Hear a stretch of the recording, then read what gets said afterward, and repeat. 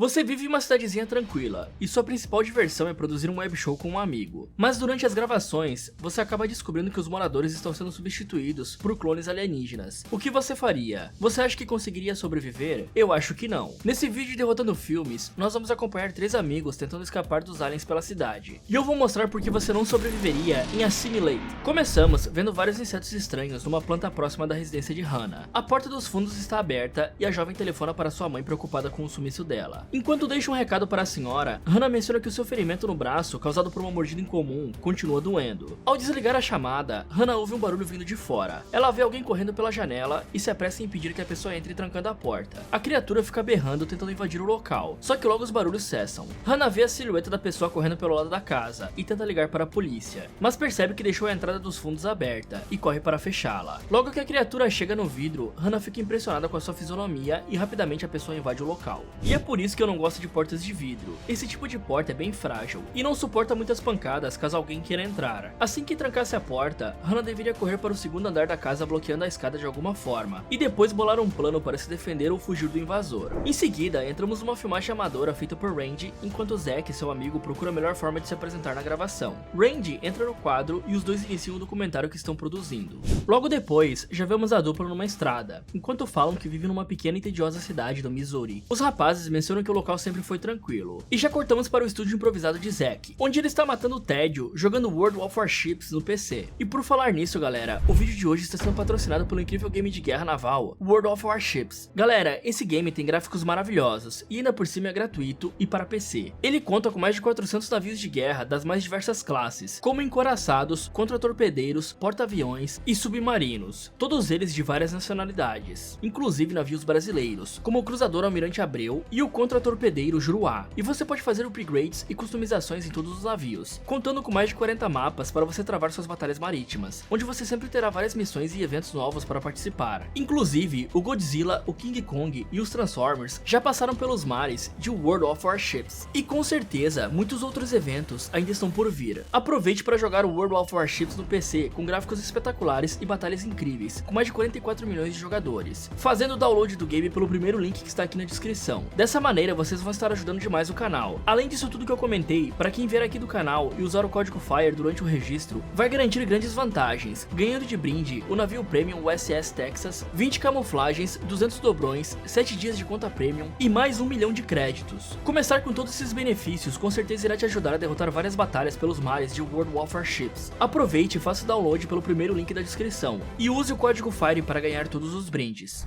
Voltando para Zack, após a gameplay, ele explica que para o documentário, a dupla deveria usar pequenas câmeras Bluetooth para filmar as pessoas discretamente. Depois vemos os dois testando o equipamento enquanto entram numa loja de bebidas. Lá eles veem Dylan, o capitão do time de futebol, ganhando passe livre do xerife da cidade para comprar umas biritas. No dia seguinte, os dois caminham pela cidade e são abordados pelo pastor Greg, que os convida para participar de uma produção da igreja local. Só que os rapazes falam que iriam pensar. Em seguida, os dois fazem uma gravação na frente da empresa de cabos da cidade. Eles comentam que isso foi a melhor coisa que aconteceu na cidade, pois permitiu que eles não fossem cortados do resto do planeta, dando a chance de eles criarem um programa deles. Ao deixarem o local, a dupla decide gravar a senhorita Bissette, uma mulher que está cuidando do seu jardim. Ao passarem próximo dela, Bissette chama os rapazes para verem uma fruta rodeada de insetos minúsculos. A mulher menciona que os insetos começaram a aparecer há uma semana, sem que ninguém saiba a espécie deles. E também vemos que os garotos não sabem ser nem um pouco discretos em relação às câmeras. Logo, vemos esporos incomuns indetectáveis a olho nu se espalhando no ar. Em seguida, acompanhamos Zack e Randy no final de um jogo de lacrosse. Kayla, uma das jogadoras, se aproxima da dupla e percebe que eles estão gravando. Randy e Zack tentam explicar para que seriam as gravações, e Kayla até sugere para eles transformarem o programa em um reality show, e aí eles poderiam ficar ricos. Mas logo eles são interrompidos com a chegada dos pais de Kayla. Betty Shepard, a mãe da garota, pergunta o que Zack estava planejando fazer com o fim do colegial. O rapaz menciona que seu único plano era continuar consertando computadores. Em seguida, Kayla fala para os pais do programa do amigo, e eles logo se despedem indo embora. Após eles se distanciarem, Randy fala para seu amigo que ele deveria chamar Kayla para sair, já que visivelmente eles tinham uma química. Mas Zack resiste à ideia por ser colega dela desde pequeno. Depois, Zack está no seu estúdio improvisado numa videochamada com Kayla, enquanto lhe ensina a configurar sua internet. Logo ela pega um cartaz mostrando que estava planejando estudar biodiversidade no Peru. Zack fica meio desanimado com a ideia dela, mas não deixa deixa isso transparecer. Em seguida, Joey, o irmão mais novo de Kayla, chega lhe assustando com uma máscara. Ao anoitecer, a senhora Henderson, mãe de Zack, está preparando o jantar, enquanto conversa com os garotos e seu esposo. Logo, o Sr. Henderson se move em sua cadeira de rodas até uma gaveta para tomar comprimidos, nos situando que ele perdeu ambas as pernas. Mais tarde, Randy e Zack caminham sozinhos no campo, enquanto conversam sobre o que realmente fariam após terminar os estudos, mas logo ouvem o grito de uma mulher e correm para ajudá-la. Eles chegam na residência da senhorita Bissett. Zack bate na porta, mas não tem resposta, e decide entrar no local à sua procura. Os dois se deparam com sangue no chão. Randy pega o seu telefone para chamar a polícia, mas o xerife desliga em sua cara de forma incomum. Ok, vamos fazer de conta que o xerife não desligou na cara de Randy e a ligação apenas caiu. Após esses dois notarem o sangue e ligar para a polícia, eles tinham duas opções: sair da casa, sendo que eles nem deveriam ter entrado no lugar, e tentar ligar novamente para a polícia, o que obviamente é bem mais seguro, pois poderia ter um invasor armado dentro da casa, ou você pode acabar entrando na casa e ser confundido com o invasor. E nos Estados Unidos existe uma lei contra invasão de propriedade, que dá carta branca para o dono se defender, mas como é uma cidade pequena, isso deve ser bem raro de acontecer por lá. Então a dupla poderia procurar por facas na cozinha da casa ou objetos que possam ser usados como armas e investigar o que está acontecendo lá dentro. Nesse instante, eles escutam ruídos vindo do andar de cima e seguem a trilha de sangue até um quarto, onde encontram Bissett dentro de um armário com uma mordida na perna. Mesmo em choque, Bissett fala que tinha sido atacada. A dupla ouve algo se mover dentro da parede, e uma criatura do tamanho de um rato salta para fora da residência. Zack e Randy correm atrás da criatura pelo meio do mato, mas devido à sua agilidade, eles não conseguem alcançá-la, mas continuam filmando a uma certa distância. A criatura então corre até entrar num recipiente próximo do pastor Greg, que estava parado parecendo um robô esperando o monstro chegar. O homem entra em um carro com outras pessoas e vai embora com um olhar vazio em seu rosto. Em vez de sair correndo atrás de um rato, ou o que quer que seja aquilo, eles deveriam estar socorrendo a mulher que foi mordida, pois o animal poderia ter infectado ela com raiva. E digamos que você não vai querer contrair raiva e ficar sem fazer um tratamento. Essa doença tem uma alta taxa de mortalidade. Felizmente, o vírus pode ser detectado através de testes de sangue ou saliva, e provavelmente indo ao hospital fazer isso, os médicos veriam que os testes estariam no mínimo estranhos, já que não foi bem um rato que a mordeu. Ao amanhecer, os dois amigos vão à delegacia, mas são parados por Dylan, que está enfurecido por terem postado o vídeo dele comprando bebidas. Antes que briguem, Josh Hale, um agente local, aparta a discussão. E eu não sei o que esse cara tem na cabeça para tentar puxar briga logo em frente à delegacia, mas tudo bem, né? Não demora muito pro cara desistir e sair acompanhado da namorada. Zack aproveita e menciona que queria mostrar algo ao policial. Josh então vê a gravação do monstro saindo da casa da mulher, mas não acredita no relato, pois a própria senhorita Bissett não tinha prestado queixa. É claro que ninguém iria acreditar em algo assim, pois a princípio não faz sentido algum, ainda mais com a polícia sabendo que eles fazem vídeos para a internet. Até mesmo se eles colocarem um vídeo online, a maioria vai pensar que é apenas uma pegadinha. E além disso, por ser uma cidade pequena, até mesmo a polícia pode estar envolvida com os esquemas do pastor. Sem sucesso, os amigos saem da delegacia e decidem ter a brilhante ideia de ir à igreja e perguntar o que estava acontecendo ao próprio pastor. Sim, porque o cara vai assumir diretamente que está cometendo algum tipo de crime. Enquanto isso, vemos mais esporos com aliens dentro se espalhando pelo ar. Ao chegarem na entrada da igreja, os amigos ouvem um rugido assustador vindo das casas, por isso entram no local vazio. Descem até as salas inferiores e chegam no corredor. A dupla ouve pessoas conversando dentro de uma sala e segue para o local, mas após uma porta bater, todos se calam.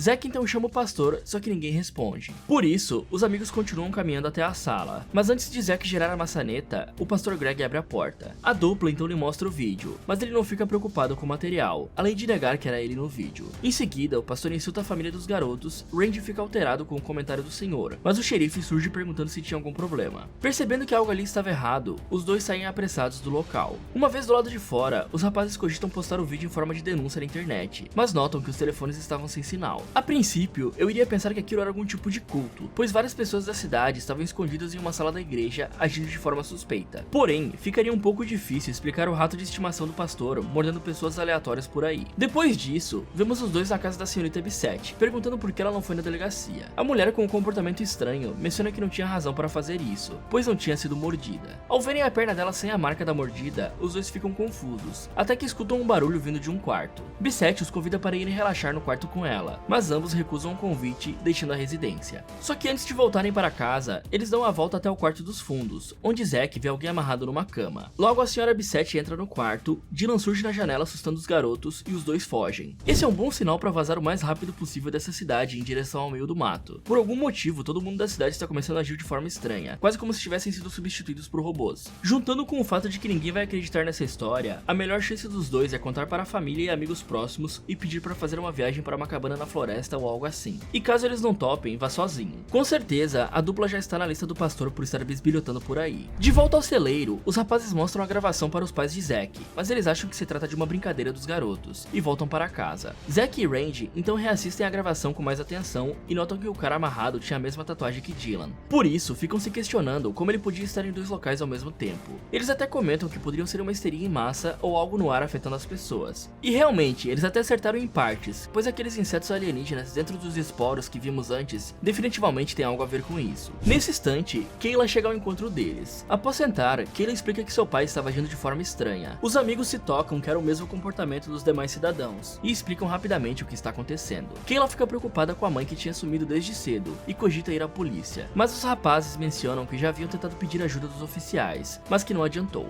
Assim, os três se juntam para ir à procura de Beth e Joey, que estavam na casa de Kayla com o suposto pai da garota. No caminho até a residência, eles veem um eletricista lhe encarando de forma apática, além de vários moradores queimando coisas em frente de suas casas. Ao entrarem na residência da jovem, os três seguem um som até a cozinha, onde Larry, o pai de Kayla, está bizarramente mexendo em bonecos na mesa. Kayla chama seu pai e o homem olha para eles. Zack então menciona que precisa ir ao banheiro. Kayla lhe pede que use o andar de cima e o rapaz vai ao local, enquanto os dois ficam na companhia do homem. No corredor, Zack procura Beth pelos cômodos, mas não a encontra, até escutar um barulho vindo do sótão e subir em direção ao local. Algo se move pelo escuro. Zack usa a lanterna para iluminar o caminho e acha um tipo de casulo gigante. Ele se suja numa substância escura no chão e Joey pega em sua mão. Ok, se esse garoto não é um dos aliens, o que ele tá fazendo aí em cima com esse casulo? Não me parece o melhor lugar para se esconder. Enquanto conversa com o garoto, Larry estranha a demora de Zack e sobe à sua procura. Ao ouvir o homem se aproximar, Zack manda Joey se esconder, retorna até o corredor, entra no banheiro e tenta se limpar. Depois Zack se aproxima do cesto para colocar a toalha suja, mas encontra o cadáver de Beth. Ele logo abre a porta, dá uma rápida desculpa para Larry e acompanha os amigos até a saída. Uma vez fora da casa, Kayla pede que o amigo lhe mostre o que viu.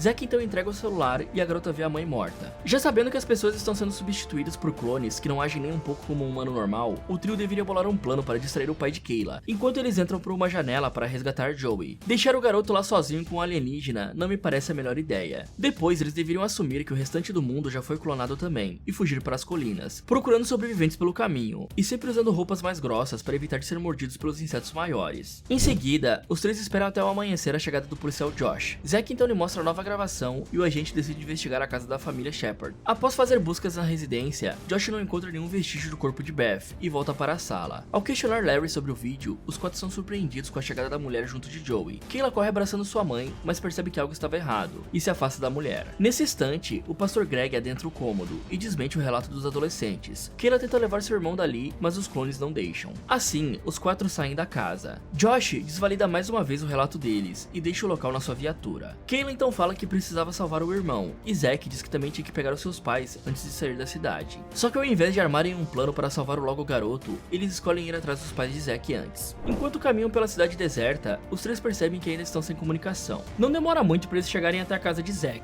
mas antes de entrarem, eles ouvem um barulho vindo do celeiro. Zack pede que Kayla procure sua mãe na residência, enquanto segue na companhia de Randy até o celeiro. Sim, porque se separarem em uma situação dessa é sempre a melhor escolha. As chances dos corpos dos pais de Zack já terem sido roubados é bem grande. O único motivo para voltar à casa dele seria para juntar mantimentos e conseguir um veículo para fugir daquele lugar. Ao entrarem no local, os amigos veem o Sr. Henderson trabalhando em um balcão. Zack pergunta por sua mãe. O senhor então move sua cadeira e levanta com ambas as pernas reconstruídas. Logo os clones surgem na entrada com dois recipientes e os abrem. O pai de Zack então perpassa a dupla, e só depois que ele sai, os demais clones os prendem ali. Apesar da porta do celeiro não me parecer muito forte e ser bem fácil de empurrar, os dois decidem ligar suas lanternas e logo escutam algo se movimentando pelo escuro. Não demora muito para escutarem também um gemido vindo dos fundos, por isso eles tentam seguir o som. Randy então é mordido em sua perna por uma criatura. Em seguida, eles encontram outra bolsa com um corpo em incubação. Zack se aproxima do local e o clone de sua mãe rompe um tipo de casulo. Zack fica perplexo ao vê-la e procura chegar perto dela. Só que logo, o clone corre até o corpo da verdadeira mãe do garoto, que está amarrada. Zack tenta salvar a senhora Henderson, mas o clone lhe joga contra a parede com um golpe. Depois, Zack e Randy ficam apenas assistindo o clone assimilar as memórias da verdadeira senhora Henderson, que acaba morrendo durante o processo. Só então, Zack se ergue, pega uma pá e enfia no corpo do sósia. Nesse instante, Kayla abre a porta dos fundos do celeiro e chama os amigos para fugirem dali, enquanto os demais clones entram pela frente. Apesar da experiência traumática para os dois e Randy também ter sido mordido, a dupla acabou descobrindo que é possível finalizar um clone, e agora também sabe como funciona o processo de assimilação, que é o que Randy vai sofrer nas próximas horas. Parece que os pequenos insetos entram em contato com a pessoa e roubam todas suas memórias no processo, finalizando o hospedeiro. Dessa maneira, eles apenas precisam garantir que a criatura não encoste em Randy de forma alguma, e eles tenham algum tipo de arma disponível para matar o clone. O trio segue até o trailer de Josh, que fica próximo da floresta. Zack se arma com uma pedra, temendo que não fosse mais o policial. Em seguida, os três vão até a porta da residência e são recebidos pelo agente, mas ficam tensos sem saber se era realmente ele. Só que logo percebe que era o verdadeiro devido a uma piada sem graça que ele faz. Josh convida os três para entrar e lhes mostra o seu clone morto com um tiro na cabeça, pois ele também tinha sido mordido anteriormente. Os quatro então deduzem que as criaturas mordem você e assumem sua forma ao coletarem o DNA, mas não têm as memórias do original. Por isso, agem de forma hostil até que possam pegá-las. Então eles bolam um plano para levar o clone de Josh e as provas em vídeo até o FBI, para que eles lidem com o caso. Mas eu não sei muito bem se o FBI vai estar disponível para atender esse caso, pois com certeza isso está acontecendo pelo restante do mundo.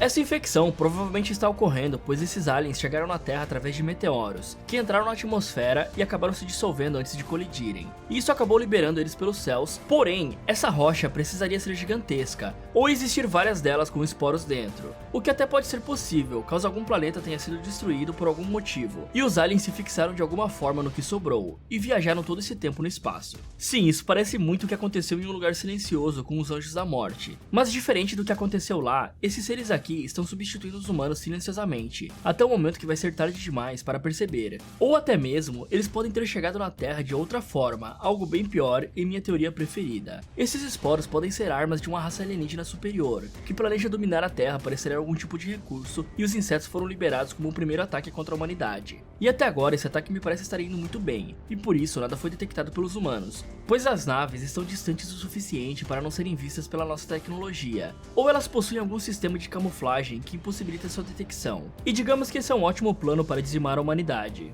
Isso é muito parecido com o que aconteceu com o meteorito de Akor que caiu do espaço, onde ele caiu na Terra e começou a transformar tudo em sua volta lentamente. Eu fiz vídeos sobre um lugar silencioso e também sobre a Akor que caiu do espaço, vou deixar aqui no card para você dar uma olhada depois. No trailer, não demora muito para que vejam o clone de Randy se aproximando.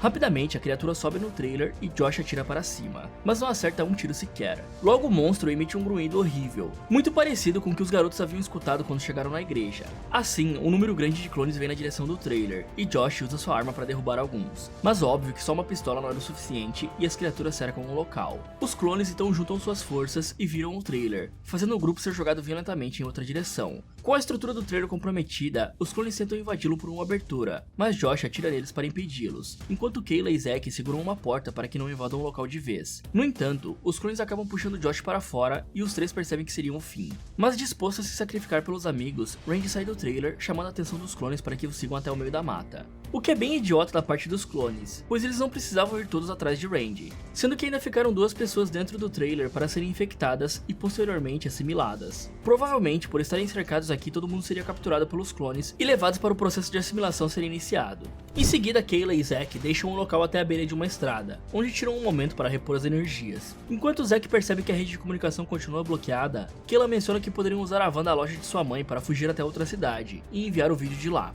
Zack logo concorda com a ideia e os dois retornam à caminhada. Ao se aproximarem do centro da cidade, o casal encontra clones vagando pelo local. Nesse instante, duas cópias aparecem na frente deles, os observando. E para não serem descobertos, Kayla e Zack ficam neutros e se misturam com os demais, o que definitivamente não funcionaria. Com certeza esse organismo teria algum meio para identificar quem é um clone e quem ainda é humano, para evitar que sejam enganados facilmente dessa forma. Além de que, essa estratégia era extremamente arriscada. Se esse plano falhasse, eles estariam praticamente cercados por aliens e também sem escapatória. Logo eles se aproximam de uma fogueira acesa no meio da estrada, onde há corpos de humanos sendo queimados. Kayla tenta se afastar, mas Zack lhe dá um toque para manter o ritmo dos passos para despistarem o pastor. Assim, os dois conseguem chegar na frente da loja. Kayla fica de guarda na entrada, o que novamente não faz sentido algum, pois seria muito mais discreto ambos entrarem na loja do que deixar uma pessoa parada na frente do local, sendo que a maioria dos clones está fazendo uma fogueira no meio da cidade. Além de que seria muito mais fácil Kayla entrar no estabelecimento e buscar a chave, pois ela sabia a localização de tudo, já que a loja era da mãe dela. Zack então pega a chave debaixo de um vaso e entra indo até o balcão à procura da chave da van.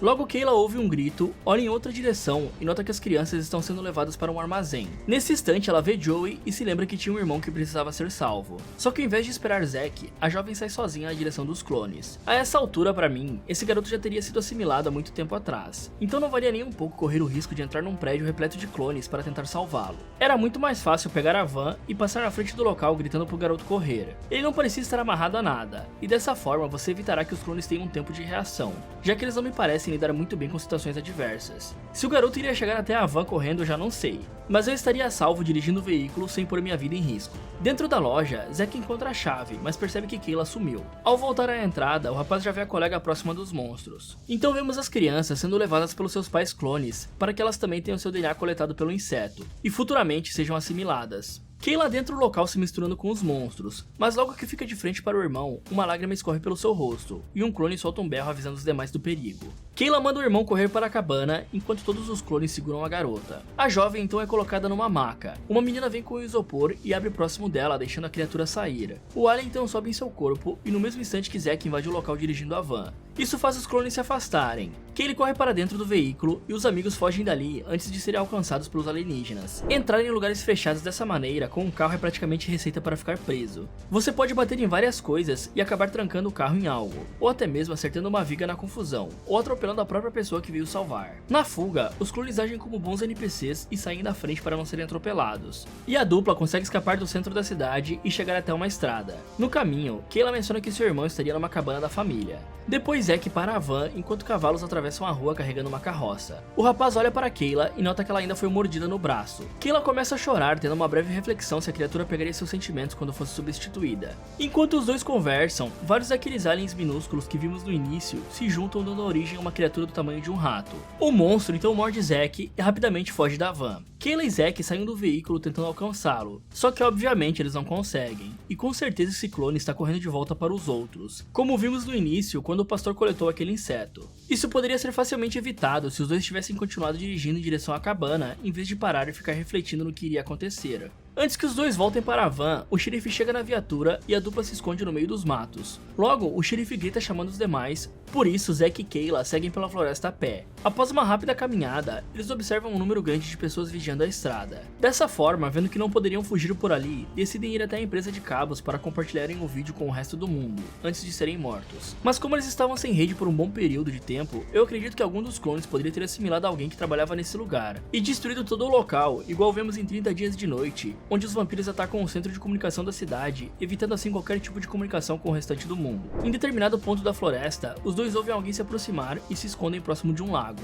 Nesse instante, Randy surge do local à procura da dupla e acaba encontrando Zack. O rapaz então se levanta e conversa com o suposto amigo, que se aproxima falando que aquele era um dos locais de pesca preferido deles. Enquanto Zack distrai o clone, Kayla pega uma pedra e golpeia o rapaz pelas costas, fazendo ele cair na água. O clone logo começa a berrar e os demais ouvem o chamado, e se direcionam ao local ao mesmo tempo que Zack e Kayla falem na água. Ao chegarem na empresa de cabos, a dupla nota que há alguns clones pelas redondezas. Eles esperam os clones se afastarem, só depois entram no prédio e caminham por um corredor vazio à procura do terminal principal. Até que Zack para na frente de uma porta de vidro e vê seu clone alienígena. Zack e Kayla seguram a porta para impedir que o monstro avance, mas ele ainda coloca uma das mãos na cabeça do original, colocando Zack em uma espécie de transe. Kayla então pega uma barra de ferro, acerta o clone e Zack cai de joelhos desnorteado, enquanto a jovem coloca um bloqueio na porta. Logo, a clone da garota aparece vindo por outra direção e os dois se apressam para sair dali. Zack e Kayla são perseguidos pelos duplos por um longo corredor. Chegam na sala do terminal e empurram a porta até fechá-la com um ferrolho. Em seguida, eles vão à mesa de controles e fazem o upload dos arquivos na web.